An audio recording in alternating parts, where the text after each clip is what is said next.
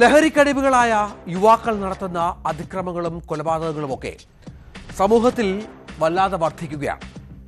നമുക്കറിയാം, നമ്മുടെ യുവതലമുറ, നമ്മുടെ ചെറുപ്പക്കാർ എത്രത്തോളം ലഹരിക്ക് അടിമകളായിരിക്കുന്നു എന്നുള്ളത്. ഓരോ ദിവസവും ലഹരിയുമായി ബന്ധപ്പെട്ട് ലഹരി വീര്യത്തിൽ ചെയ്യുന്ന കൊലപാതകങ്ങൾ, മർദ്ദനങ്ങളൊക്കെ നമ്മളെ വല്ലാതെ അമ്പരപ്പിക്കുന്നുണ്ട്. കൊല്ലം കൊട്ടിയത്ത് നിന്ന് ഇന്ന് വന്നൊരു വാർത്ത നമ്മുടെ മനസാക്ഷിയെ വല്ലാതെ അമ്പരപ്പിക്കുകയും വിഷമിപ്പിക്കുകയും ചെയ്ത ഒന്നാണ്. ലഹരിക്കടിമ യുവാവ് മാതാവിനെ കഴുത്തറുത്ത് കൊന്ന ശേഷം ജീവനൊടുക്കി. മാതാവ് എന്ന് പറയുന്നത് നമുക്കറിയാം എത്രത്തോളം ബന്ധം പുലർത്തുന്ന, എത്രത്തോളം നമുക്ക് പ്രിയപ്പെട്ട ഒരാളാണ് എന്നുള്ളത്. ലഹരി വല്ലാതെ ബാധിച്ച് ലഹരിയുടെ വല്ലാത്ത അവസ്ഥയിൽ മാതാവാണോ, പിതാവാണോ, സഹോദരിയാണോ എന്ന് തിരിച്ചറിയാൻ പറ്റാത്ത വിധത്തിൽ ആളുകൾ മാറുക എന്നുള്ളത് എത്ര ഭയാനകമാണ്. നാടിനെയാകെ ആ കൊലപാതകം ഞെട്ടിച്ചു. പത്തനംതിട്ടയിൽ യുവാവ് ബന്ധുവീട്ടിൽ മരിച്ച നിലയിൽ കാണപ്പെട്ട സംഭവം മദ്യലഹരിയിലുള്ള വഴക്കെ തുടർന്നുണ്ടായ കൊലപാതകമാണെന്നാണ് സൂചന. തിരുവനന്തപുരം കൈമനത്ത് സ്ത്രീയുടെ മൃതദേഹം കത്തിക്കരിഞ്ഞ നിലയിൽ കാണപ്പെട്ട സംഭവത്തിൽ ആൺ സുഹൃത്തിലേക്ക് സംശയമുന നീളുകയാണ്. നാടിനടുക്കിയ ഇത്തരം വാർത്തകളിലേക്ക് നമുക്ക് വരണം. അതിനു മുൻപ് തിരുവനന്തപുരത്തെ ഒരു കൊടും ക്രിമിനലായ ഒരു അഭിഭാഷകൻ അഴിക്കുള്ളിലായ ഒരു വാർത്തയുണ്ട്. നമുക്കറിയാം, ഈ അഭിഭാഷകൻ കഴിഞ്ഞ ദിവസം ജൂനിയർ അഭിഭാഷകയെ, ഒരു വനിതാ സഹപ്രവർത്തകയെ ഉപദ്രവിച്ച വിഷയത്തിൽ വലിയ തോതിൽ പോലീസുമായി ബന്ധപ്പെട്ടുള്ള അന്വേഷണത്തിലായിരുന്നു. ഇയാളെ സംരക്ഷിക്കാൻ ബാധ്യതയുള്ള, അതായത് വനിതാ അഭിഭാഷകയെ സംരക്ഷിക്കാൻ ബാധ്യതയുള്ള ബെയ്ലിൻ ദാസ് എന്ന അഭിഭാഷകൻ ജൂനിയർ അഭിഭാഷകയെ അതിക്രൂരമായി മർദ്ദിച്ച കേസിൽ റിമാൻഡിലായിരിക്കുകയാണ്. സ്വാഗതം പോലീസ് പെട്രോളിലേക്ക്.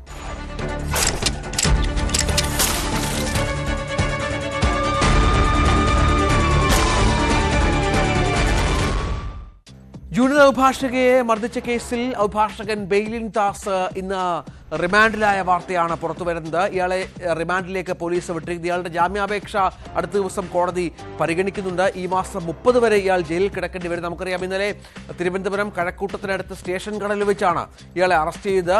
ജൂനിയർ അഭിഭാഷകരോടുള്ള പ്രതിയുടെ സമീപനം വളരെ മോശമാണെന്ന് മുൻകാല അനുഭവങ്ങൾ എടുത്തുകാട്ടി പ്രോസിക്യൂഷൻ ഇന്ന് കോടതിയിൽ വാദിക്കുകയുണ്ടായി. ശ്യാമിലി തന്നെ മർദ്ദിച്ചുവെന്നും കണ്ണട അടിച്ചു പൊട്ടിച്ചുവെന്നുമായിരുന്നു ബെയ്ലിൻ ദാസിന്റെ വാദവും. അതേസമയം ബെയ്ലിന് ഒളിത്താവളം ഒരുക്കിയവരെയും പോലീസ് തേടുന്നുണ്ട്. ഇയാളുടെ സഹോദരനൊപ്പം, ഇയാളുടെ വള്ളക്കടവിലെ ചില സുഹൃത്തുക്കൾക്കൊപ്പമായിരുന്നു കഴിഞ്ഞ 2 ദിവസങ്ങളിലായി ഇയാൾ ഒളിവിൽ കഴിയുന്നത് എന്ന വിവരമാണ് പുറത്തുവന്നത്. മുൻകൂർ ജാമ്യാപേക്ഷ സമർപ്പിച്ചതിന് പിന്നാലെയാണ് വ്യാഴാഴ്ച രാത്രിയോടെ ബെയ്ലിൻ ദാസ് പിടിയിലായത്. ഇയാളുടെ ജാമ്യാപേക്ഷ ശനിയാഴ്ചയാണ് കോടതി പരിഗണിക്കുന്നത്.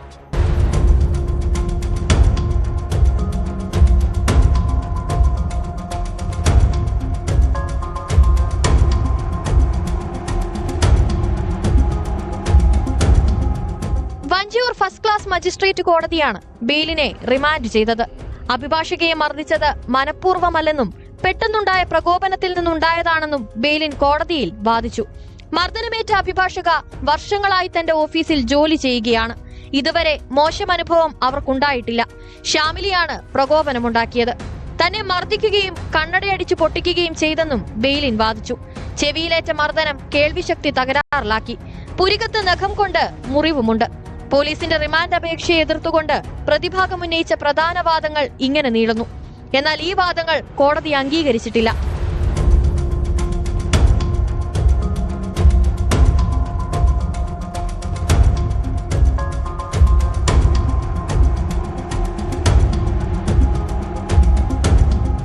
ജൂനിയർ അഭിഭാഷകരോടുള്ള പ്രതിയുടെ സമീപനം വളരെ മോശമാണെന്ന് മുൻകാല സംഭവങ്ങൾ എടുത്തുകാട്ടി പ്രോസിക്യൂഷൻ വാദിച്ചു. ഗർഭിണിയായിരുന്ന സമയത്ത് പോലും ശ്യാമിലിയെ മർദ്ദിച്ചിരുന്നുവെന്നും പ്രോസിക്യൂഷൻ കോടതിയെ അറിയിച്ചു.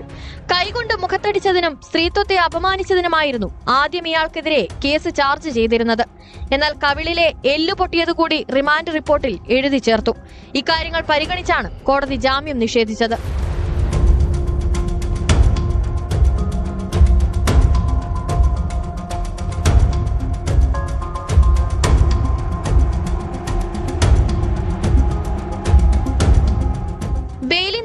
വ്യാഴാഴ്ച രാത്രിയാണ് തിരുവനന്തപുരം സ്റ്റേഷൻ കടവിൽ നിന്ന് പോലീസ് കസ്റ്റഡിയിലെടുത്തത്.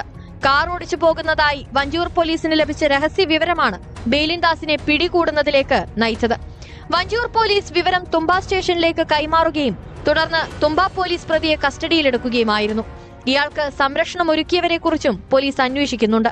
സംഭവത്തെ തുടർന്ന് ഒളിവിൽ പോയ ബെയിലിൻ ദാസിനെ തിരുവനന്തപുരം ബാർ അസോസിയേഷനിൽ നിന്ന് സസ്പെൻഡ് ചെയ്തിരുന്നു. അച്ചടക്ക സമിതി തീരുമാനം വരും വരെ കോടതികളിൽ പ്രാക്ടീസ് ചെയ്യുന്നതിന് കേരള ബാർ കൌൺസിലും വിലക്ക് ഏർപ്പെടുത്തിയിട്ടുണ്ട്.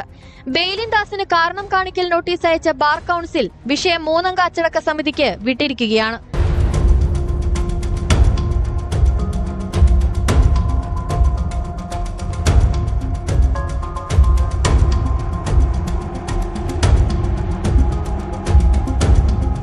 ന്യൂസ് 18 തിരുവനന്തപുരം. കൊല്ലം കൊട്ടിയം തഴുത്തലയിൽ അമ്മയെ കൊന്ന് മകൻ ജീവനൊടുക്കി. മാതാവ് 52-കാരി നസിയത്തിനെ കഴുത്തറത്ത നിലയിലും മകൻ 31-കാരൻ ഷാനിനെ തൂങ്ങി മരിച്ച നിലയിലുമാണ് കണ്ടെത്തിയത്. കുടുംബ പ്രശ്നമാണ് അതിക്രമത്തിന് കാരണമെന്നാണ് സൂചന. സംഭവത്തിൽ കൂടുതൽ അന്വേഷണത്തിന് ഒരുങ്ങുകയാണ് പോലീസ്. ഷാൻ ലഹരിക്ക് അടിമയായിരുന്നുവെന്നാണ് പോലീസ് പറയുന്നത്. ഇയാളും ഭാര്യയുമായും പ്രശ്നങ്ങൾ നിലനിന്നിരുന്നു. പലപ്പോഴും ലഹരി ഉപയോഗിച്ച് വല്ലാത്ത മാനസികാവസ്ഥയിൽ ഇയാൾ കുടുംബത്തിൽ വഴക്കുകളും ബഹളങ്ങളും മർദ്ദനങ്ങളും ഒക്കെ പതിവായിരുന്നുവെന്നും നാട്ടുകാർ പറയുന്നുണ്ട്.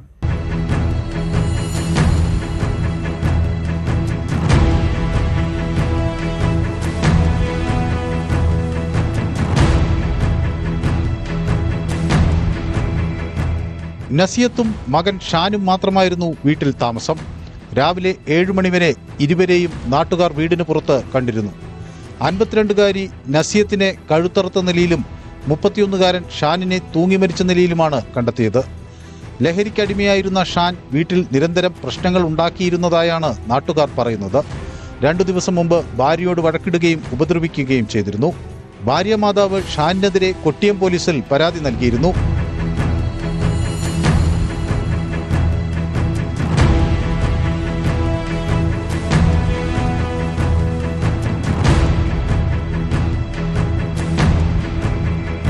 മകന്റെ അക്രമകാര്യങ്ങളും ഇതിലും ഭേദം താൻ ജീവനൊടുക്കുന്നതാണ് നല്ലതെന്നും നസിയത്ത് ഫോണിലൂടെ പറഞ്ഞിരുന്നതായി ബന്ധുക്കൾ പോലീസിന് മൊഴി നൽകിയിട്ടുണ്ട്.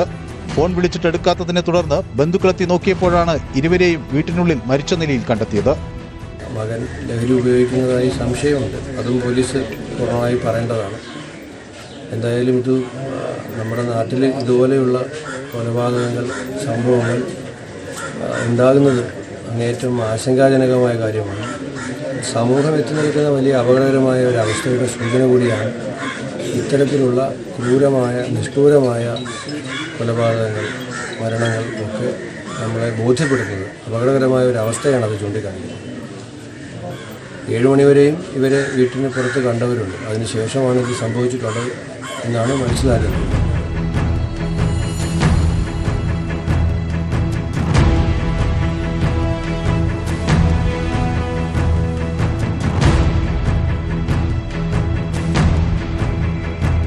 പോലീസ് സ്ഥലത്തെത്തി ഇൻക്വസ്റ്റ് നടപടികൾക്ക് ശേഷം മൃതദേഹങ്ങൾ പാരിപ്പള്ളി മെഡിക്കൽ കോളേജിലേക്ക് മാറ്റി.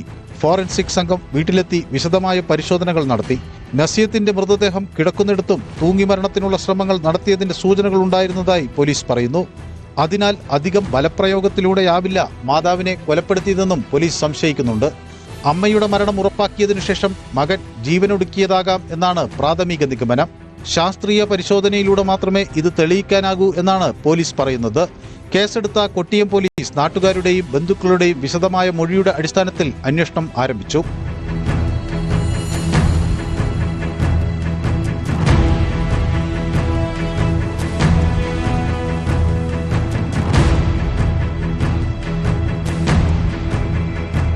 ന്യൂസ് 18 കൊട്ടാരക്കര.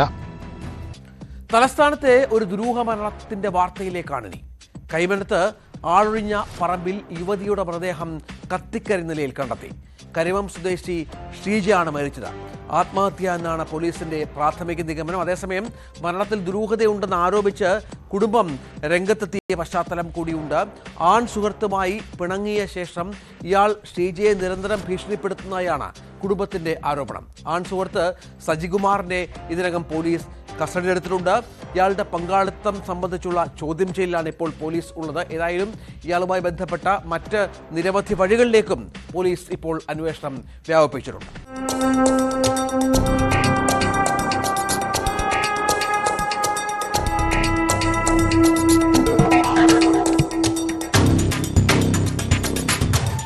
കൈമനത്ത് ആൾപ്പാർപ്പില്ലാത്ത പറമ്പിൽ കഴിഞ്ഞ ദിവസം രാത്രിയാണ് സ്ത്രീ തീപ്പൊള്ളലേറ്റ് മരിച്ചത്.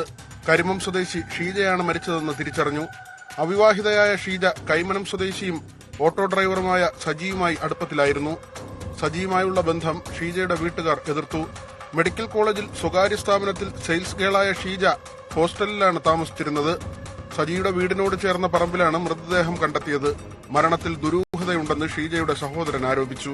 ഇവിടെ ഒരു പയ്യനുമായിട്ട് ഇവർക്ക് ബന്ധമുണ്ടായിരുന്നു. അപ്പോൾ അതിൻ്റെ പേര് സജി എന്നാണ്. ഇപ്പോൾ പറഞ്ഞു കഴിഞ്ഞാൽ അപ്പോൾ അവർ തങ്ങളിൽ ബന്ധങ്ങൾ ഉണ്ടായിരുന്നു. അപ്പം ഇതിനു മുമ്പ് പലതവണ ഞാൻ അവൾ പറഞ്ഞിട്ടുണ്ട്, വിലക്കിയിരുന്നു. പക്ഷെ അന്ന് പുള്ളിക്കാരി കേട്ടിട്ടില്ല.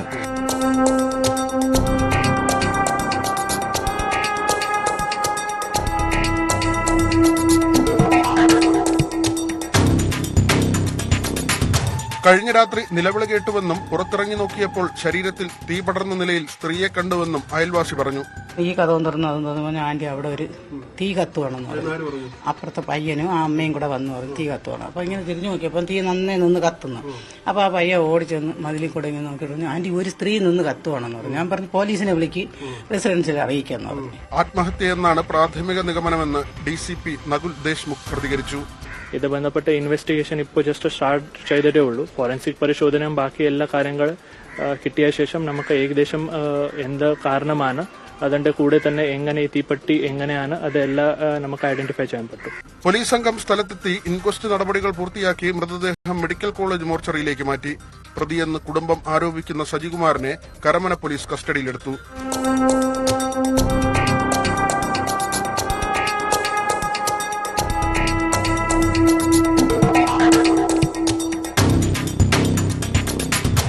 ന്യൂസ് 18 തിരുവനന്തപുരം. ഇനി പത്തനംതിട്ടയിലേക്ക് പോകണം. അവിടെയും വടശ്ശേരിക്കരയിൽ അതും യുവാവിനെ ബന്ധുവീട്ടിൽ മരിച്ച നിലയിൽ കണ്ടെത്തിയെന്ന വാർത്ത പുറത്തു വരുന്നുണ്ട്. 30 വയസ്സുള്ള ജോബിയാണ് മരിച്ചത്. തലയ്ക്ക് ഗുരുതരമായി പരിക്കേറ്റ നിലയിലായിരുന്നു മൃതദേഹം. കൊലപാതകമാണെന്ന സംശയത്തിൽ ബന്ധുവായ റജിയെയും ഇയാളുടെ സുഹൃത്ത് വിശാഖിനെയും പോലീസ് കസ്റ്റഡിയിലെടുത്തു. പോസ്റ്റ്മോർട്ടത്തിലൂടെ മാത്രമേ കൂടുതൽ കാര്യങ്ങൾ വ്യക്തമാകൂ എന്ന് പോലീസ് അറിയിച്ചു.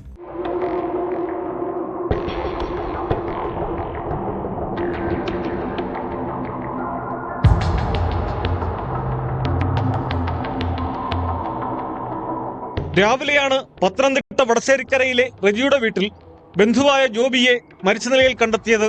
തലയ്ക്ക് ഗുരുതരമായി പരിക്കേറ്റ് രക്തം വാർന്ന നിലയിലാണ് വീടിനുള്ളിൽ മൃതദേഹം കണ്ടെത്തിയത്. വ്യാഴാഴ്ച ഒരു ബന്ധുവിന്റെ സംസ്കാര ചടങ്ങിൽ പങ്കെടുക്കാനെത്തിയ ജോബി റജിയുടെ വീട്ടിലാണ് രാത്രി കിടന്നുറങ്ങിയത്. ഭിന്നശേഷിയുള്ള റജിയാണ് ജോബി മരിച്ച വിവരം രാവിലെ പോലീസിനെയും അയൽവാസികളെയും അറിയിക്കുന്നത്. റജി തന്നെയാണോ വിളിച്ചു പറഞ്ഞത്? റജി തന്നെയാണ് നമ്മളെ വിളിച്ച് പറഞ്ഞിരിക്കുന്നത്. ഈ മരിച്ച ആളെ അറിയാമോ? മരിച്ച ആള് റജിയുടെ അമ്മാച്ചന്റെ മകനാണ് ഇപ്പം മരിച്ചത്. ജോബി.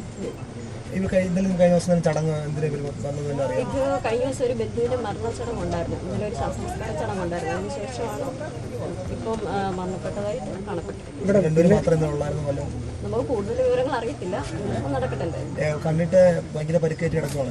ചോരയിൽ കുളിച്ചാണ് കിടക്കുന്നത്. നിലവിൽ സാഹചര്യത്തിൽ ചോരയിൽ കുളിച്ച് തന്നെയാണ് കിടക്കുന്നത്. ഇവിടെ എന്തെങ്കിലും നേരത്തെ ആളുകൾ കൂട്ടം കൂടി മദ്യപിക്കുകയോ അങ്ങനെ എന്തെങ്കിലും ഇൻസിഡന്റ്? കൂടുതൽ വിവരങ്ങൾ നമുക്ക് വെളിവായിട്ടില്ല. അയൽവാസികൾ ഒന്നും അറിഞ്ഞിട്ടില്ല. രാവിലെ മെമ്പർ അയാളെ തന്നെ വിളിച്ചു. അതെ റജീദ് പറയുന്ന ആൾ തന്നെയാണ് നമ്മളെ വിളിച്ച് വിവരം അറിയിച്ചത്. സംഭവത്തിൽ ദുരൂഹതയുള്ളതിനാൽ റജിയെ പോലീസ് കസ്റ്റഡിയിലെടുത്തു. റജിയുടെ സുഹൃത്ത് വിശാഖും കസ്റ്റഡിയിലുണ്ട്. ഇരുവരെയും പോലീസ് ചോദ്യം ചെയ്തു വരികയാണ്. കൊലപാതകമാണെന്ന സംശയത്തിലാണ് പോലീസ്.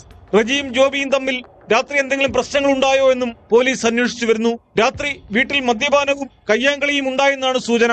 കൂടുതൽ അന്വേഷണത്തിന് ശേഷമേ സംഭവത്തിൽ വ്യക്തത വരുമെന്ന് പോലീസ് അറിയിച്ചു.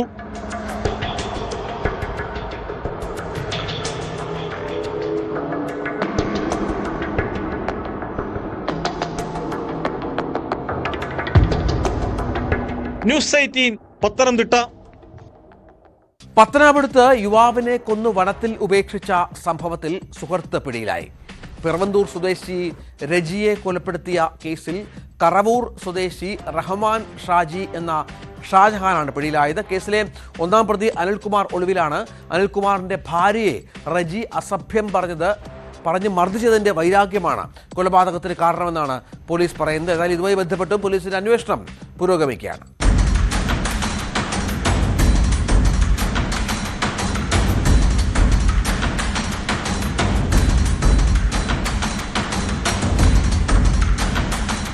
കറവൂർ ചണ്ണക്കാമൺ സ്വദേശി 49 വയസ്സുള്ള റഹ്മാൻ ഷാജി എന്ന ഷാജഹാനാണ് പത്തനാപുരം പോലീസിന്റെ പിടിയിലായത്. പിറവന്തൂർ സ്വദേശി ഓമനക്കുട്ടൻ എന്ന രജിയുടെ കൊലപാതകവുമായി ബന്ധപ്പെട്ടാണ് രണ്ടാം പ്രതിയായ ഷാജഹാനെ പിടികൂടിയത്. കേസിലെ ഒന്നാം പ്രതി അനിൽകുമാർ ഒളിവിലാണ്. സംഭവത്തെക്കുറിച്ച് പോലീസ് പറയുന്നത് ഇങ്ങനെ: മൂവരും സുഹൃത്തുക്കളാണ്. കഴിഞ്ഞയാഴ്ച രജി അനിൽകുമാറിന്റെ ഭാര്യയെ അസഭ്യം പറയുകയും മർദ്ദിക്കുകയും ചെയ്തതിന്റെ വൈരാഗ്യമാണ് കൊലപാതകത്തിന് കാരണം.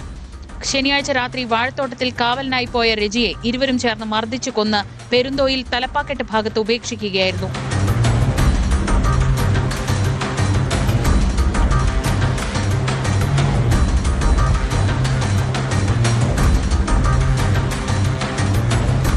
തിങ്കളാഴ്ച രാവിലെ നാട്ടുകാരനാണ് മൃതദേഹം കണ്ട് വനപാലകരെ വിവരം അറിയിച്ചത്.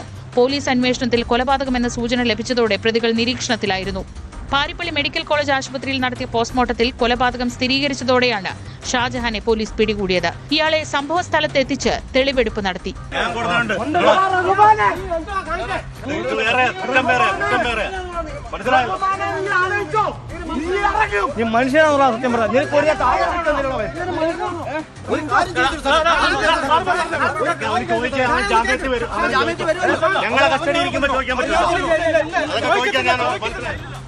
കൂലിപ്പണി ചെയ്തു വന്നിരുന്ന രജി അവിവാഹിതനാണ്. മൃതദേഹം ബന്ധുക്കൾ ഏറ്റുവാങ്ങി സംസ്കരിച്ചു. ഒളിവിൽ പോയ ഒന്നാം പ്രതി അനിൽകുമാറിനായി അന്വേഷണം ഊർജിതമാക്കിയതായി പോലീസ് അറിയിച്ചു.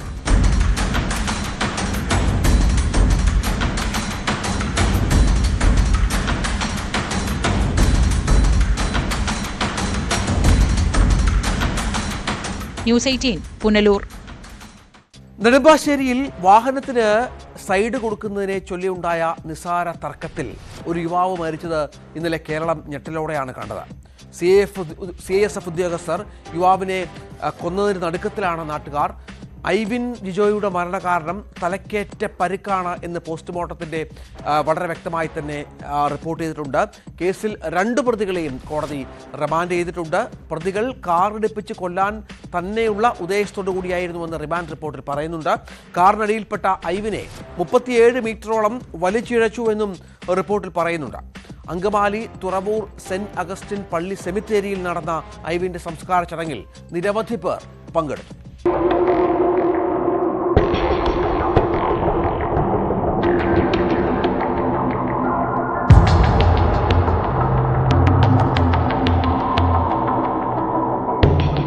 വാഹനത്തിന് സൈഡ് കൊടുക്കുന്നതിലെ തർക്കത്തിനിടെയാണ് ഐവിൻ ജിജോയെ CISF ഉദ്യോഗസ്ഥർ കാർ ഇടിച്ചു കൊന്നത്. തർക്കത്തിനിടെ കാർ ഇടിപ്പിച്ചതിനെ തുടർന്ന് ബോണറ്റിൽ വീണ ഐവിനുമായി 1.5 കിലോമീറ്ററോളം ദൂരം സഞ്ചരിക്കുകയും പിന്നീട് സഡൻ ബ്രേക്ക് ഇട്ട് താഴേക്കിടുകയുമായിരുന്നു. തെറിച്ചുവീണ യുവാവിന്റെ ശരീരത്തിലൂടെ കാർ കയറ്റി. CISF ഉദ്യോഗസ്ഥരായ വിനയ് കുമാർ ദാസ്, മോഹൻകുമാർ എന്നിവരാണ് ക്രൂരമായ കൊലപാതകം നടത്തിയത്. സംഭവശേഷം നാട്ടുകാർ മർദ്ദിച്ചതിനെ തുടർന്ന് പരിക്കേറ്റ വിനയ് കുമാർ സ്വകാര്യ ആശുപത്രിയിൽ ചികിത്സ തേടിയിരുന്നു.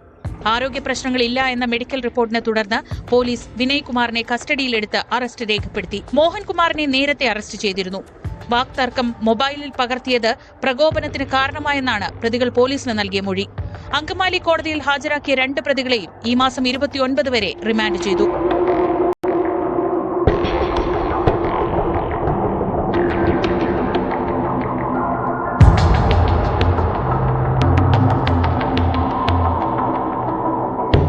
തലക്കേറ്റ പരിക്കാണ് ഐവിന്റെ മരണകാരണമെന്നാണ് പോസ്റ്റ്മോർട്ടത്തിലെ പ്രാഥമിക നിഗമനം. തല മതിലിലോ മറ്റോ ഇടിച്ചതായാണ് സംശയം. ശരീരത്തിൽ മറ്റു പരിക്കുകളുണ്ടെന്നും പോസ്റ്റ്മോർട്ടത്തിൽ കണ്ടെത്തി. സംഭവത്തിൽ പോലീസ് അന്വേഷണം തുടരുകയാണ്. അങ്കമാലി തുറവൂർ സെന്റ് അഗസ്റ്റിൻ പള്ളി സെമിത്തേരിയിൽ ഐവിന്റെ സംസ്കാരം നടത്തി. സ്വകാര്യ എയർലൈൻ കാറ്ററിംഗ് സ്ഥാപനത്തിലെ ജീവനക്കാരനായ ഐവിൻ അങ്കമാലി ലിറ്റിൽ ഫ്ലവർ ആശുപത്രിയിലെ സീനിയർ ഫിസിയോതെറാപ്പിസ്റ്റ് ജിജോ ജെയിംസിന്റെ മകനാണ്. പ്രതികളായ ഉദ്യോഗസ്ഥരെ CISF നേരത്തെ സസ്പെൻഡ് ചെയ്തിരുന്നു. ഐവിന്റേത് അതിക്രൂരമായ കൊലപാതകമാണെന്ന് പ്രതിപക്ഷ നേതാവ് VD സതീശൻ പറഞ്ഞു. പ്രതികൾക്കെതിരെ കൊലക്കുറ്റം ചുമത്തണം. നെടുമ്പാശ്ശേരിയിൽ CISFനെതിരായ പരാതികൾ പരിശോധിക്കണമെന്നും VD സതീശൻ ആവശ്യപ്പെട്ടു. ഒരു അപകടമല്ല, ക്രൂരമായ കൊലപാതകമാണ്.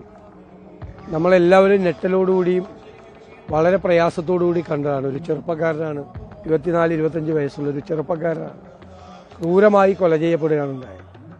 അതനുസരിച്ചുള്ള നിയമപരമായ നടപടികളുണ്ടാകണം. കാരണം ഈ വണ്ടിയിൽ മുമ്പിൽ നിന്നിരുന്ന ആളെ തള്ളി മറിച്ചിട്ട് പോലീസ് റിപ്പോർട്ടും അതുതന്നെയാണ്. ബോണറ്റിൽ ദീർഘദൂരം ഓടിച്ചു കൊണ്ടുപോയി ആൾ അപകടത്തിൽപ്പെട്ട് മരിക്കുകയായിരുന്നു. അത് ഉത്തരവാദികളായ ആളുകളെ കൊലക്കുറ്റത്തിന് തന്നെ കേസെടുത്ത് അവർക്കെതിരായ നിയമപരമായ നടപടികൾ സ്വീകരിക്കണം.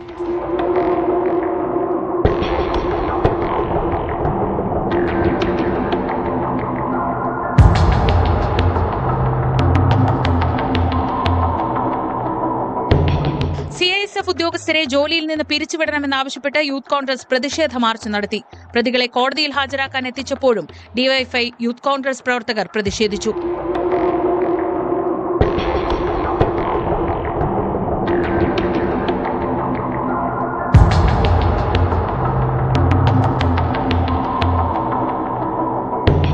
ന്യൂസ് 18 കൊച്ചി. പാലക്കാട് മണ്ണാർക്കാട് ബെവ്കോ മദ്യവിൽപ്പനശാലയ്ക്ക് മുൻപിലെ കൊലപാതകത്തിൽ കൂടുതൽ വിവരങ്ങൾ പുറത്തുവന്നു. കുപ്പിവെള്ളം വാങ്ങിയിട്ട് പണം നൽകാതിരുന്നതിനെ ചൊല്ലിയുള്ള തർക്കമാണ് യുവാവിന്റെ ജീവനെടുക്കുന്നതിൽ കലാശിച്ചത്. പുറ്റാനിക്കാട് സ്വദേശി ഇർഷാദ് വെള്ളക്കച്ചവടം നടത്തുമ്പോൾ സാജൻ, ഖാദർ എന്നീ പ്രതികൾ പണം കൊടുക്കാതെ വെള്ളക്കുപ്പിയുമായി പോയി. ഇത് ചോദ്യം ചെയ്ത ഇർഷാദിനെ ബിയർ കുപ്പിക്കൊണ്ട് തലക്കടിച്ചും കുത്തിയുമാണ് പ്രതികൾ കൊന്നത്. കേസിൽ 2 പ്രതികളും പിടിയിലായിട്ടുണ്ട്. 1-ാം പ്രതി സാജനെ കൊലപാതക സ്ഥലത്തെത്തിച്ച് പോലീസ് ഇന്ന് തെളിവെടുപ്പും നടത്തി. അതായത് നിരപരാധിയായ ഒരു മനുഷ്യൻ, ഈ വെള്ളക്കച്ചവടം നടത്തി അതിജീവനം കഴിക്കുന്ന ഒരു മനുഷ്യൻ, ഇയാളെ ഇത്തരത്തിൽ മദ്യലഹരിയിൽ പണം കൊടുക്കാത്തതിൻ്റെ പേരിൽ കുത്തിക്കൊലപ്പെടുത്തുക എന്ന് പറയുമ്പോൾ നമ്മുടെ മനസാക്ഷി, ഈ കൊന്നവരുടെ മനസാക്ഷി ഏത് തരത്തിലാണ് പ്രവർത്തിക്കുന്നത് എന്നതൊക്കെ നമ്മൾ വല്ലാതെ ചിന്തിക്കേണ്ടിയിരിക്കുന്നു.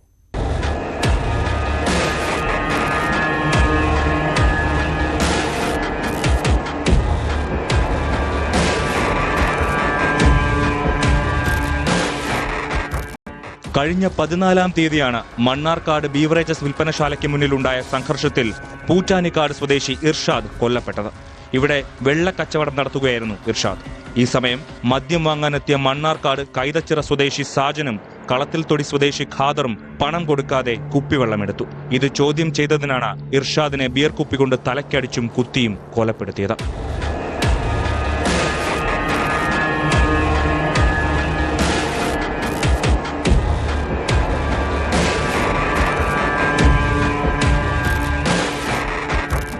കൊലപാതകത്തിനു ശേഷം ഓടിപ്പോയ പ്രതികളിൽ ഖാദറിനെ ഉടനെ തന്നെ പോലീസ് പിടികൂടിയിരുന്നു.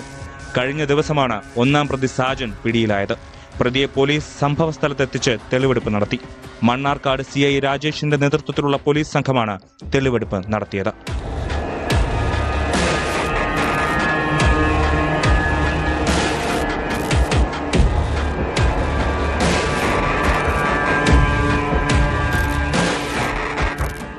ന്യൂസ് 18 പാലക്കാട്. തിരുവനന്തപുരത്ത് യുവാവിനെ ആളുമാറി ക്രൂരമർദ്ദനം. തിരുമല സ്വദേശി പ്രവീണിനാണ് മർദ്ദനമേറ്റത്. സംഭവത്തിന്റെ CCTV ദൃശ്യങ്ങൾ പുറത്തു വന്നിട്ടുണ്ട്. ആ ദൃശ്യങ്ങൾ കാണുമ്പോൾ നമുക്ക് മനസ്സിലാകും എത്ര ക്രൂരമായാണ് 10 പേർ ചേർന്ന് ഒരാളെ മർദ്ദിച്ച് അവശനാക്കിയത് എന്നുള്ളത്. സംഭവത്തിൽ 7 പേരെ തമ്പാനൂർ പോലീസ് പിടികൂടിയിട്ടുണ്ട്.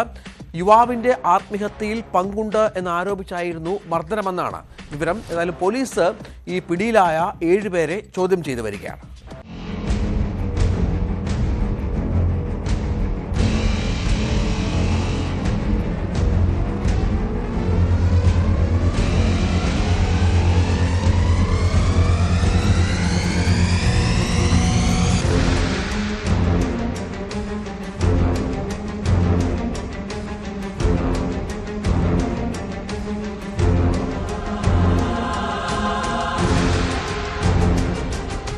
യുവാവിനെ തട്ടിക്കൊണ്ടുപോയി മർദ്ദിച്ചതായാണ് പരാതി. തിരുമല സ്വദേശി പ്രവീണിനാണ് ക്രൂരമർദ്ദനമേറ്റത്. ശാന്തി കവാടം പൊതുശ്മശാനത്തിന് മുന്നിൽ നിന്നാണ് പ്രവീണിനെ ഒരു സംഘം ആളുകൾ തട്ടിക്കൊണ്ടുപോയത്. സംഭവത്തിന്റെ CCTV ദൃശ്യങ്ങൾ പുറത്തു വന്നിട്ടുണ്ട്.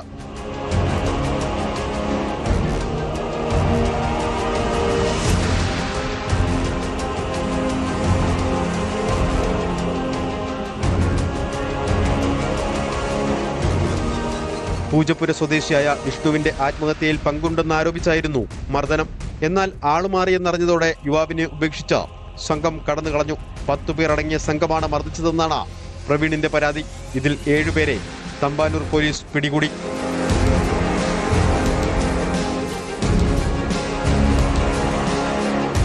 ന്യൂസ് 18 തിരുവനന്തപുരം. വയോജനങ്ങളോടുള്ള ക്രൂരത സമൂഹത്തിൽ വല്ലാതെ വർദ്ധിക്കുകയാണ്. കണ്ണൂർ പയ്യന്നൂരിൽ വയോധികയ്ക്ക് ചെറുമകന്റെ ക്രൂരമർദ്ദനമേറ്റു. പയ്യന്നൂർ കണ്ടംകാളി സ്വദേശി 88-കാരിയായ കാർത്തിയായനിക്ക് നേരെയാണ് അതിക്രമമുണ്ടായത്. സംഭവത്തിൽ കൊച്ചുമകൻ റിജുവിനെതിരെ പയ്യന്നൂർ പോലീസ് കേസ് രജിസ്റ്റർ ചെയ്തു. മദ്യലഹരിയിലായിരുന്നു അതിക്രമമെന്ന് പോലീസ് വ്യക്തമാക്കി.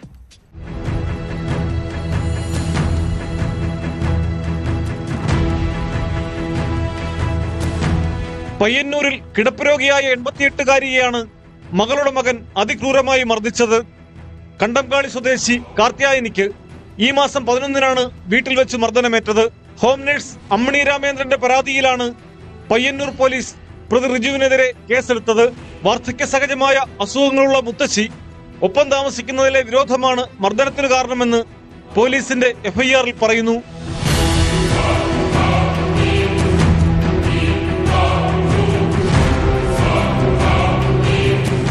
മദ്യലഹരിയിലെത്തിയ റിജു മുത്തശ്ശിയെ അതിക്രൂരമായി മർദ്ദിക്കുകയായിരുന്നു. ചവിട്ടി വീഴ്ത്തുകയും തല ചുമരിലിടിപ്പിക്കുകയും ചെയ്തതായി ഹോം നഴ്സിന്റെ പരാതിയിലുണ്ട്. തലയ്ക്കും കൈക്കും പരിക്കേറ്റ കാർത്തിയായനി പരിയാരം മെഡിക്കൽ കോളേജ് ആശുപത്രിയിൽ ചികിത്സയിലാണ്. ആശുപത്രിയിൽ ആദ്യം കുളിമുറിയിൽ വീണതാണെന്നാണ് പറഞ്ഞത്. എന്നാൽ ഡോക്ടർമാർ പരിശോധിച്ചപ്പോഴാണ് മർദ്ദനമേറ്റ പാടുകൾ കണ്ടതെന്ന് ബന്ധുക്കൾ വ്യക്തമാക്കി. പ്രതി റിജുവിനെ ഇതുവരെ അറസ്റ്റ് ചെയ്തിട്ടില്ല. ഇയാൾ ഒളിവിലാണെന്നാണ് വിവരം.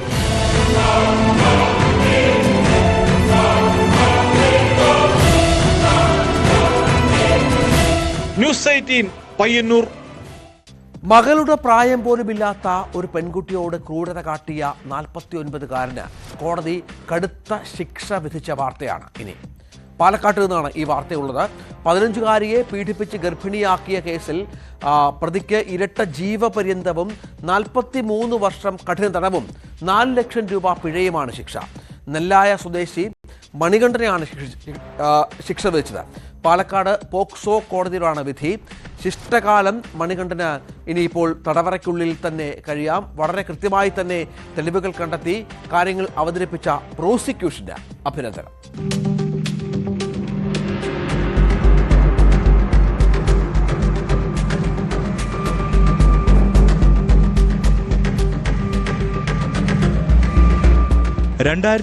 ൽ ചെറുപ്പുളശ്ശേരി പോലീസ് സ്റ്റേഷൻ പരിധിയിലാണ് കേസിനാസ്പദമായ സംഭവം. 15 വയസ്സുള്ള പെൺകുട്ടിയെ താമസിക്കുന്ന വീട്ടിൽ വെച്ച് പീഡിപ്പിച്ച് ഗർഭിണിയാക്കിയെന്നാണ് കേസ്. പ്രതി നെല്ലായ എഴുവന്തല സ്വദേശി 49-കാരൻ മണികണ്ഠന് വിവിധ വകുപ്പുകളിലായി ഇരട്ട ജീവപര്യന്തവും 43 വർഷം കഠിന തടവും 4 ലക്ഷം രൂപ പിഴയുമാണ് ശിക്ഷ വിധിച്ചത്. പട്ടാമ്പി പോക്സോ കോടതിയുടെ ചുമതലയുള്ള പാലക്കാട് പോക്സോ കോടതി ജഡ്ജി സഞ്ജുവാണ് വിധി പ്രസ്താവിച്ചത്.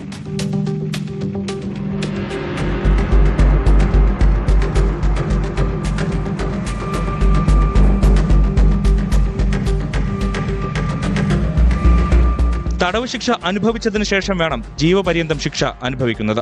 പിഴ ഒടുക്കിയില്ലെങ്കിൽ 3 വർഷം അധിക കഠിന തടവ് അനുഭവിക്കണം. പിഴ സംഖ്യ ഇരയ്ക്ക് നൽകുവാനും വിധിയായി. ഇതിനു പുറമെ അതിജീവിതയ്ക്ക് അധിക ധനസഹായവും നൽകാൻ കോടതി ഉത്തരവിട്ടു.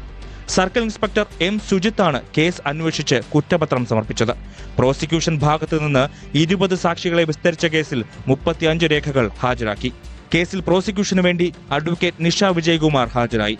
Chalissery police station assistant sub ഇൻസ്പെക്ടറും പട്ടാമ്പി പോക്സോ കോടതിയിലെ ലൈസൺ ഓഫീസറുമായ മഹേശ്വരി പ്രോസിക്യൂഷനെ സഹായിച്ചു.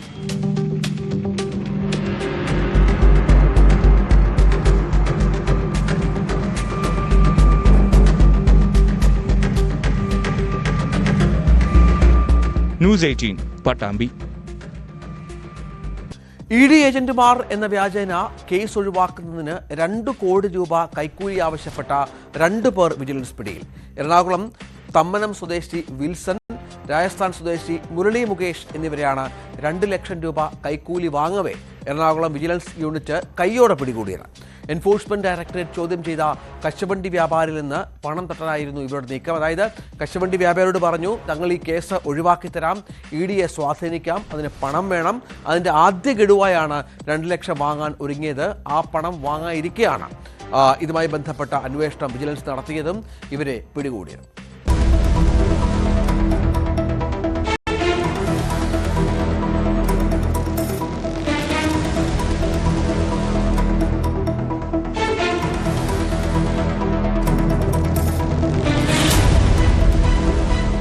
കൊട്ടാരക്കര സ്വദേശിയും കശുവണ്ടി വ്യവസായിയുമായ പരാതിക്കാരന് കശുവണ്ടി വ്യവസായ സ്ഥാപനത്തിന് ടേൺ ഓവർ കൂടുതലാണെന്നും കണക്കുകളിൽ വ്യാജരേഖകൾ കാണിച്ചതായും മറ്റും ആരോപിച്ച് കൊച്ചി എൻഫോഴ്സ്മെന്റ് ഡയറക്ടറേറ്റിൽ നിന്നും 2024 സമൻസ് ലഭിച്ചിരുന്നു. അതുപ്രകാരം കൊച്ചി ED ഓഫീസിൽ ഹാജരായ പരാതിക്കാരനോട് വർഷങ്ങൾക്ക് മുൻപ് നടത്തിയ ബിസിനസ്സുകളുടെ രേഖകളും കണക്കുകളും ഹാജരാക്കാൻ ആവശ്യപ്പെട്ടു. അല്ലാത്തപക്ഷം കേസെടുക്കുമെന്നും പറഞ്ഞിരുന്നു. തുടർന്ന് ED ഓഫീസിലെ ഏജന്റാണെന്ന് പറഞ്ഞ വിൽസൺ പരാതിക്കാരനെ പല പ്രാവശ്യം ഫോണിൽ ബന്ധപ്പെട്ടു.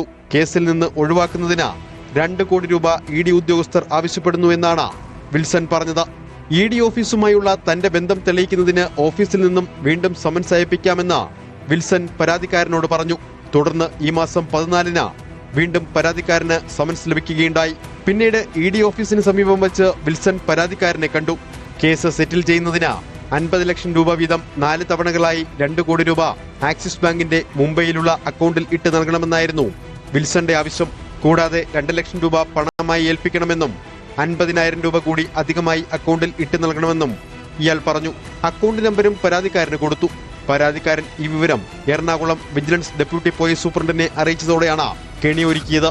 പനമ്പള്ളി നഗറിൽ വെച്ച് പരാതിക്കാരനിൽ നിന്ന് 2 ലക്ഷം രൂപ കൈക്കൂലി വാങ്ങവേ വിൽസനെ വിജിലൻസ് സംഘം കൈയോടെ പിടികൂടി.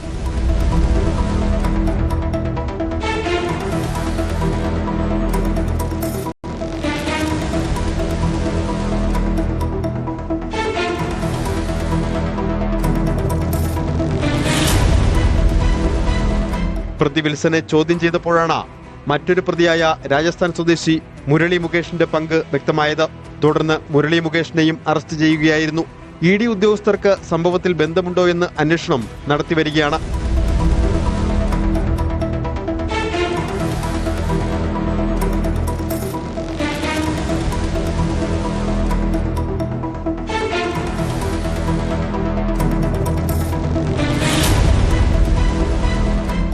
ന്യൂസ് 18 കൊച്ചി. ചിട്ടിയിടപാട് സ്ഥാപനമായ കാരാട്ട് കുറീസ് നിക്ഷേപങ്ങളിൽ നിന്ന് കോടികൾ തട്ടിയ വാർത്ത നേരത്തെ പോലീസ് പെട്രോൾ റിപ്പോർട്ട് ചെയ്തിരുന്നു. ഈ കേസിൽ സ്ഥാപന ഉടമകളായ പ്രതികളെ മലപ്പുറം വളാഞ്ചേരി പോലീസ് കസ്റ്റഡിയിൽ വാങ്ങി തെളിവെടുപ്പ് നടത്തി. എടക്കര സ്വദേശികളായ സന്തോഷ്, മുബഷീർ എന്നിവരെയാണ് പോലീസ് കസ്റ്റഡിയിൽ വാങ്ങി തെളിവെടുപ്പിന് എത്തിച്ചത്.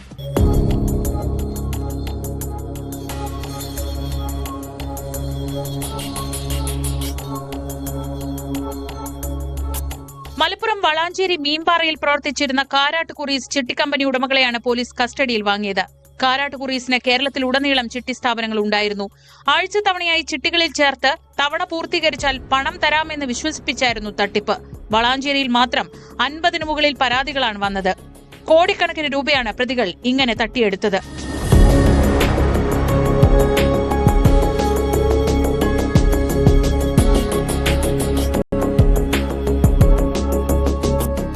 നിലമ്പൂർ എടക്കര കിഴക്കേതിൽ സന്തോഷ്, കുളിമുണ്ട, പാലോളി, മുബഷീർ എന്നിവരെ പാലക്കാട് ക്രൈംബ്രാഞ്ച് നേരത്തെ പിടികൂടിയിരുന്നു. ഇവരെ തെളിവെടുപ്പിനായാണ് വളാഞ്ചേരി പോലീസ് കസ്റ്റഡിയിൽ വാങ്ങിയത്. പ്രതികളെ വളാഞ്ചേരിയിൽ എത്തിച്ച് തെളിവെടുത്തു. തെളിവെടുപ്പ് പൂർത്തിയാക്കിയാൽ പ്രതികളെ കോടതിയിൽ ഹാജരാക്കി വീണ്ടും റിമാൻഡ് ചെയ്യും.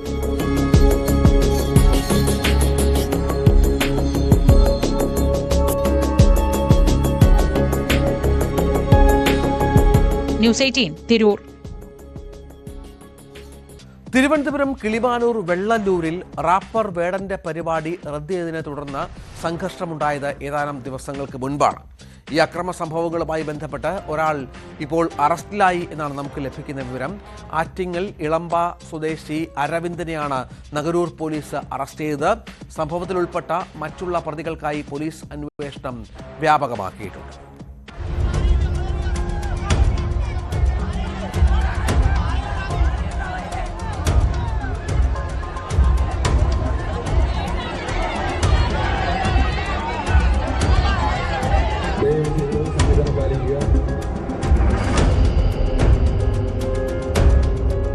റാപ്പർ വേടന്റെ പരിപാടിക്കായി LED വാൾ സ്ഥാപിക്കുന്നതിനിടെ ഇലക്ട്രീഷ്യൻ ഷോക്കേറ്റ് മരിച്ചതിനെ തുടർന്നായിരുന്നു പരിപാടി റദ്ദാക്കിയത്.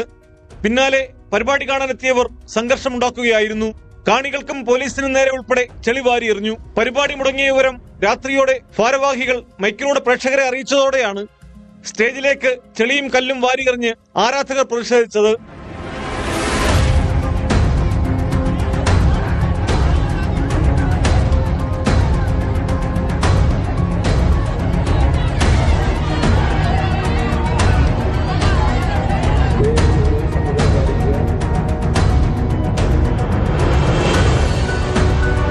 ടെക്നീഷ്യൻ മരിച്ചതിൽ മനോവിഷമമുണ്ടെന്നും ഈ സാഹചര്യത്തിൽ വേദിയിൽ പാടാൻ മാനസികമായ ബുദ്ധിമുട്ടുണ്ടെന്നും വേടൻ സമൂഹ മാധ്യമങ്ങളിലൂടെ അറിയിച്ചിരുന്നു. മറ്റൊരു ദിവസം ഇതേ നാടിന് മുന്നിൽ പാടാൻ വരുമെന്നും അദ്ദേഹം പറഞ്ഞിരുന്നു. അക്രമ സംഭവങ്ങളിൽ ആറ്റിങ്ങൽ ഇളമ്പ സ്വദേശി 23-കാരനായ അരവിന്ദനെയാണ് നഗരൂർ പോലീസ് അറസ്റ്റ് ചെയ്തത്. വീഡിയോ ദൃശ്യങ്ങൾ ശേഖരിച്ച് പരിശോധിച്ചാണ് പോലീസ് പ്രതികളെ തിരിച്ചറിഞ്ഞത്. വരും ദിവസങ്ങളിൽ സംഭവത്തിൽ കൂടുതൽ അറസ്റ്റ് ഉണ്ടാകുമെന്നാണ് വിവരം.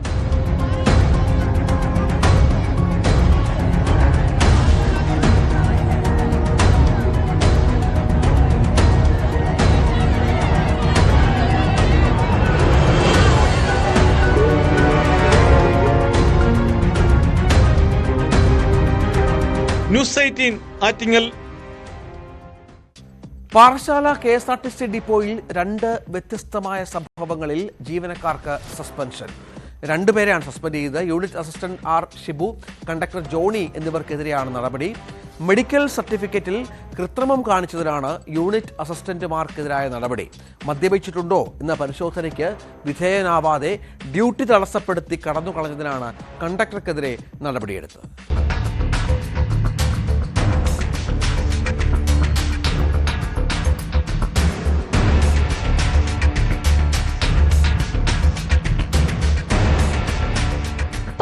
യൂണിറ്റിൽ നിന്നും സ്ഥലം മാറി കഴിഞ്ഞ മാസം 26-നാണ് പാറശാല യൂണിറ്റിൽ R. ഷിബു ജോലിയിൽ പ്രവേശിച്ചത്.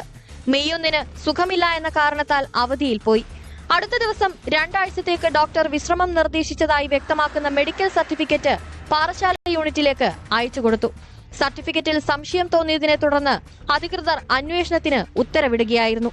സർട്ടിഫിക്കറ്റിൽ കൃത്രിമം നടന്നതായി KSRTC വിജിലൻസ് വിഭാഗം കണ്ടെത്തിയതിനെ തുടർന്നാണ് ഷിബുവിനെ സസ്പെൻഡ് ചെയ്തത്.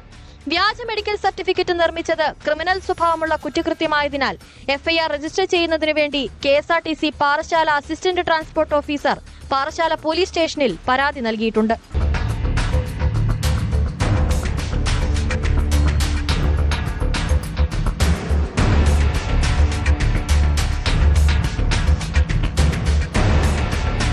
മദ്യപിച്ചിട്ടുണ്ടോ എന്നറിയാനുള്ള പരിശോധനയ്ക്ക് വിധേയനാകാതെ കടന്നുകളഞ്ഞതിനാണ് പാറശാല ഉദിയൻകുളങ്ങര സ്വദേശി ജോണി എന്ന കണ്ടക്ടർക്കെതിരെ നടപടിയെടുത്തത്. പാപ്പനംകോട് ഡിപ്പോയിലെ ജീവനക്കാരനായ ജോണി വർക്കിംഗ് അറേഞ്ച്മെന്റിന്റെ ഭാഗമായാണ് വീടിന് സമീപത്തെ ഡിപ്പോയിൽ സേവനമനുഷ്ഠിക്കാനെത്തിയത്. സ്റ്റേഷൻ മാസ്റ്റർ ബ്രത്ത് അനലൈസർ കൊണ്ട് പരിശോധന നടത്താൻ ശ്രമിക്കുന്നതിനിടയിൽ ഇത് വിസമ്മതിച്ചുകൊണ്ട് കുഞ്ഞിന് സുഖമില്ലെന്ന് പറഞ്ഞ് ഇയാൾ കടന്നു കളയുകയായിരുന്നു. അന്ന് രാവിലെ പുറപ്പെടാനുള്ള നാഗർകോവിൽ സർവീസ് ഇതുമൂലം മണിക്കൂറുകൾ വൈകിയാണ് പുറപ്പെട്ടത്. ഇതിന് സമാനമായ സംഭവം അടുത്തിടെയും ജോണിയുടെ ഭാഗത്തു നിന്നും ഉണ്ടായതോടെയാണ് സസ്പെൻഡ് ചെയ്തതെന്ന് KSRTC അധികൃതർ അറിയിച്ചു.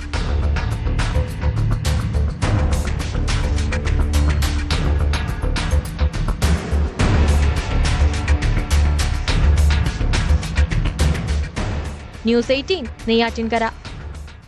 കോന്നി MLA KU ജനീഷ് കുമാറുമായുള്ള പോരിൽ വനം വകുപ്പിനെ വെട്ടിലാക്കി കൂടുതൽ ദൃശ്യങ്ങൾ ഇതാ പുറത്തു വരുന്നു. 6 പേരെ കസ്റ്റഡിയിലെടുത്തെന്ന് റേഞ്ച് ഓഫീസർ പറയുന്ന ദൃശ്യങ്ങളാണ് പുറത്തു വന്നത്.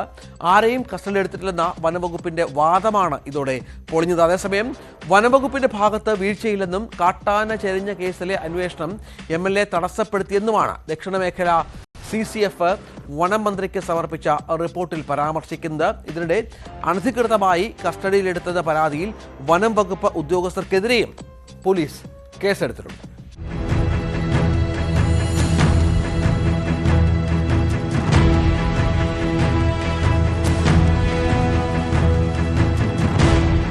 കുളത്തുമണ്ണിൽ കാട്ടാന ചരിഞ്ഞ സംഭവവുമായി ബന്ധപ്പെട്ട് ആരെയും കസ്റ്റഡിയിലെടുത്തില്ലെന്നായിരുന്നു വനംവകുപ്പിന്റെ ആദ്യത്തെ ന്യായീകരണം. എന്നാൽ 6 പേരെ കസ്റ്റഡിയിലെടുത്തുവെന്ന് റേഞ്ച് ഓഫീസർ തന്നെ MLAയോട് സമ്മതിക്കുന്ന ദൃശ്യങ്ങൾ പുറത്തു വന്നതോടെയാണ് വനപാലകർ വെട്ടിലായത്. 11 പേരെ ഒരു നിയമവും പാലിക്കാതെ വണ്ടിയിൽ ചെന്ന് ഗുണ്ടകളെ കൊണ്ടുവരുന്ന പോലെ കൊണ്ടുവന്നു.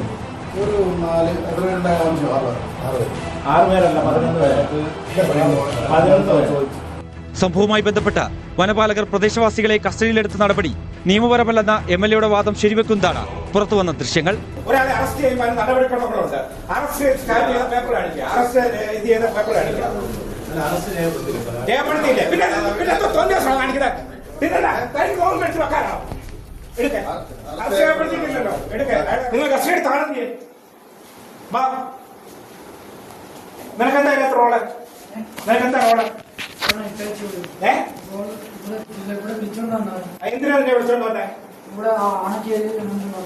ആനയ്ക്ക് ആന ചത്തു നീ എന്ത് ചെയ്തു?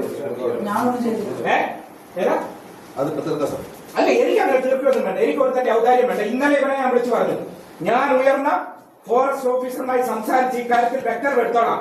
തോന്നിയ നിന്നെ പണിയിപ്പിക്കുന്ന ആരാന്ന് എനിക്കറിയാം, മനസ്സിലായല്ലോ. എന്നാൽ MLA യും പോലീസും കസ്റ്റഡിയിലുള്ള ആളെ ബലമായി ഇറക്കിക്കൊണ്ടുപോയെന്നും കേസന്വേഷണം തടസ്സപ്പെടുത്തിയെന്നുമാണ് ദക്ഷിണമേഖല CCF വനമന്ത്രിക്ക് നൽകിയ അന്വേഷണ റിപ്പോർട്ടിൽ പറയുന്നത്. വനംവകുപ്പ് നേരത്തെ കസ്റ്റഡിയിലെടുത്ത 6 പേർ വനംവകുപ്പിനെതിരെ കൂടൽ പോലീസിൽ പരാതി നൽകി. അന്യായമായി കരുതൽ തടങ്കിലാക്കിയെന്നാരോപിച്ചാണ് പരാതി. വനംവകുപ്പിന്റെ നടപടിയിൽ പ്രതിഷേധിച്ച് CPM-ന്റെ നേതൃത്വത്തിൽ കോന്നി DFO ഓഫീസിലേക്ക് പ്രതിഷേധ മാർച്ചും സംഘടിപ്പിച്ചു.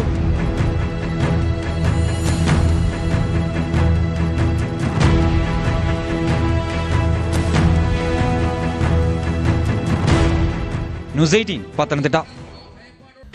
തപാൽ വോട്ടുകൾ തിരുത്തിയെന്ന വെളിപ്പെടുത്തലിൽ മുൻമന്ത്രി G. സുധാകരനെതിരെ കേസെടുത്ത പോലീസ്.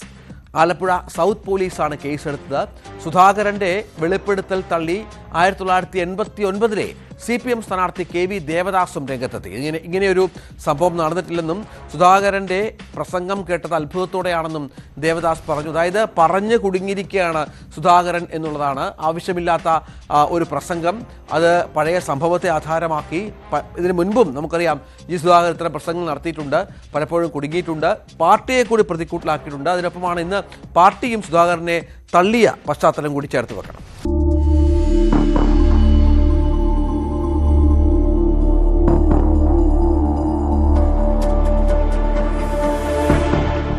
പോസ്റ്റൽ ബാലറ്റിൽ കൃത്രിമം നടത്തിയെന്ന പ്രസ്താവന G. സുധാകരൻ പിൻവലിച്ചെങ്കിലും പോലീസ് കേസെടുത്തു. ആലപ്പുഴ സൗത്ത് പോലീസിന് നിയമോപദേശം ലഭിച്ചതിന് പിന്നാലെയാണ് G. സുധാകരനെതിരെ കേസെടുത്തത്. ജനപ്രാതിനിധ്യ നിയമത്തിലെ ബൂത്ത് പിടുത്തം ഉൾപ്പെടെയുള്ള വകുപ്പുകൾ പ്രകാരമാണ് കേസ്. അമ്പലപ്പുഴ തഹസിൽദാർ സുധാകരന്റെ വീട്ടിലെത്തി മൊഴിയെടുത്തിരുന്നു. സുധാകരന്റെ വെളിപ്പെടുത്തൽ 1989-ലെ CPM സ്ഥാനാർത്ഥി KV ദേവദാസ് തള്ളി. മാധ്യമങ്ങളിലൂടെയുള്ള വാർത്ത കണ്ട് അത്ഭുതപ്പെട്ടു. അങ്ങനെ ഒരു കാര്യം പാർട്ടി നേതാക്കളോ പ്രവർത്തകരോ ചെയ്യില്ല. G. സുധാകരൻ ഉൾപ്പെടെയുള്ളവർ തെരഞ്ഞെടുപ്പിൽ തനിക്ക് വേണ്ടി ആത്മാർത്ഥമായി പ്രവർത്തിച്ചു. അട്ടിമറി നടന്നിട്ടില്ലെന്ന് ദേവദാസ് ഉറപ്പിച്ചു പറയുന്നു. അങ്ങനെ ഒരു കാര്യം നടക്കുമെന്ന് ഞാൻ വിശ്വസിക്കുന്നില്ല. അതിന് സുധാകരൻ കൂട്ടുനിൽക്കുമെന്ന് ഞാൻ വിശ്വസിക്കുന്നില്ല. സുധാകരൻ നല്ലൊരു പ്രവർത്തകനും സംഘാടകനുമായിരുന്നു. തെരഞ്ഞെടുപ്പ് കമ്മിറ്റി സെക്രട്ടറി എന്നുള്ള രൂപത്തിൽ ആത്മാർത്ഥമായി പ്രവർത്തിച്ചിട്ടുണ്ടെന്ന് ഞാൻ വിശ്വസിക്കുന്നു. ആയിരക്കണക്കിന് പ്രവർത്തകരുടെ അവരുടെ പ്രവർത്തനങ്ങൾക്ക് ആവശ്യമായ നിർദ്ദേശങ്ങളും നേതൃത്വവും നൽകിയ സുധാകരനാണ്.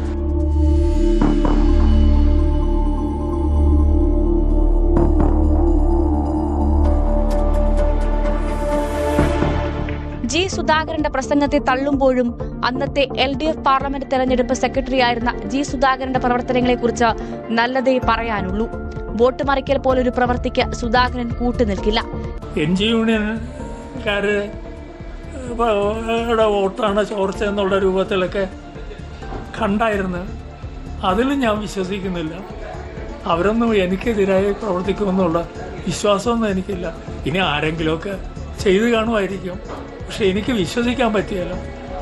അവരെല്ലാം എൻ്റെ സ്വന്തം സംഘടനയിലെ പോലെ തന്നെ അവരെയും കാണുകയാണ്.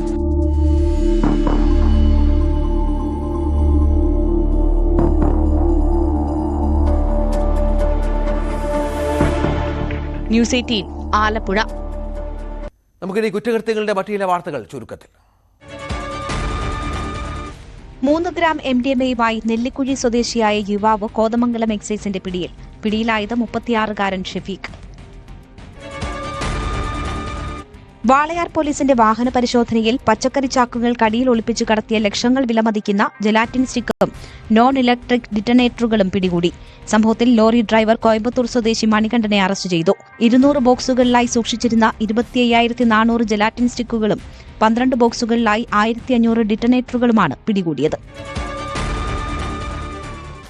ക്രിമിനലുകൾക്കൊപ്പം അതിഥിത്തൊഴിലാളി ക്യാമ്പുകളിൽ റെയ്ഡ് നടത്തി പണവും സാധനങ്ങളും അപഹരിച്ച എക്സൈസ് ഉദ്യോഗസ്ഥർ കൊച്ചിയിൽ പിടിയിലായത് കഴിഞ്ഞ ദിവസമാണ്. വൻ തട്ടിപ്പാണ് ക്രിമിനൽ സ്വഭാവമുള്ള ഈ ഉദ്യോഗസ്ഥർ കാലങ്ങളായി നടത്തി വന്നതെന്നാണ് വിവരം. Kunnathunad excise preventive officer, Nellikuzhi Puzhakkara Saleem Yusuf, Thaikkattukara Mekkilakkattil Siddharth എന്നീ എക്സൈസ് ഉദ്യോഗസ്ഥരെയാണ് താഴീട്ടപ്പറമ്പ് പോലീസ് അറസ്റ്റ് ചെയ്തത്. കൊലപാതക കേസിൽ പ്രതിയായ ചൂണ്ടി തെങ്ങളാംകുഴി മണികണ്ഠൻ ബിലാൽ, ഇയാളുടെ കൂട്ടാളി ജിബിൻ എന്നിവരാണ് എക്സൈസ് ഉദ്യോഗസ്ഥർക്കൊപ്പം അറസ്റ്റിലായത്. പോലീസ് എന്ന പേരിലാണ് എക്സൈസ് ഉദ്യോഗസ്ഥർ അതിഥിത്തൊഴിലാളി ക്യാമ്പുകളിൽ ക്രിമിനലുകൾക്കൊപ്പം എത്തി പണം തട്ടിയെടുക്കാറുള്ളത്. ചില മേലുദ്യോഗസ്ഥർക്കും ഈ തട്ടിപ്പിൽ പങ്കുണ്ടെന്നാണ് സൂചന. സംഭവത്തിൽ വിശദമായ അന്വേഷണമാണ് നടക്കുന്നത്. ഇന്നത്തെ പോലീസ് പെട്രോള് ഇതോടുകൂടി പൂർത്തിയാവുകയാണ്. ഏതായാലും വലിയ തോതിലുള്ള ക്രിമിനൽ വാർത്തകൾ ഉണ്ടാകുന്ന ഒരു സാഹചര്യമുണ്ട്.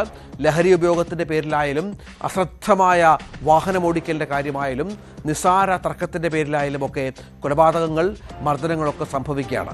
ഈ ലഹരി ഇത്തരം സംഭവങ്ങളിൽ, ഇത്തരം ക്രൈം സംഭവങ്ങളില്ലാത്ത സമാധാനപരമായി ജീവിക്കാൻ സാധിക്കുന്ന ഒരു പശ്ചാത്തലം ഒരുങ്ങണം.